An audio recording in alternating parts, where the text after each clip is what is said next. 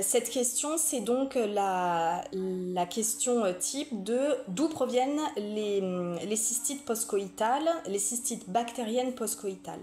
La cystite bactérienne postcoïtale peut survenir principalement à cause de 3 mécanismes. La migration bactérienne, c'est-à-dire le fait que durant le rapport, il y ait un rapprochement anatomique de la vessie et de l'intestin, en particulier du côlon, qui favorise le passage interne de bactéries de l'intestin vers les voies urinaires, et donc colonisation des voies urinaires par des germes commensaux-intestinaux qui deviennent pathogènes dans la vessie et vont entraîner une infection urinaire. Et ça, c'est la cystite par migration.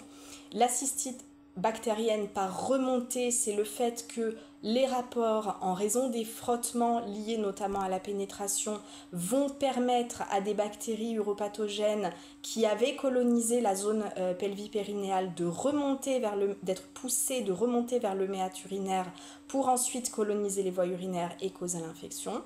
Troisième mécanisme, lorsque la cystite est récidivante, peuvent être présents à l'intérieur de la vessie des biofilms pathogènes, qui sont des espèces de petits réservoirs infectieux latents, qui peuvent s'ouvrir pour entraîner des recolonisations du milieu vésical par des bactéries uropathogènes persistantes dans les voies urinaires.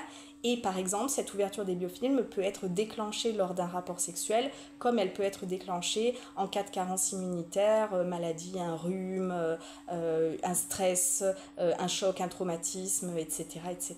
Voilà les 3 mécanismes les plus fréquents. Je vous invite, pour une réponse plus en détail à votre question, à consulter les articles du blog Cystite et compagnie. Dans la rubrique urologie, vous trouverez une rubrique cystite postcoïtale. Il y a une dizaine d'articles qui décryptent ce que c'est que la cystite postcoïtale, pourquoi est-ce qu'elle se présente et quelles peuvent être les solutions et les stratégies pour réduire son incidence, voire s'en débarrasser complètement.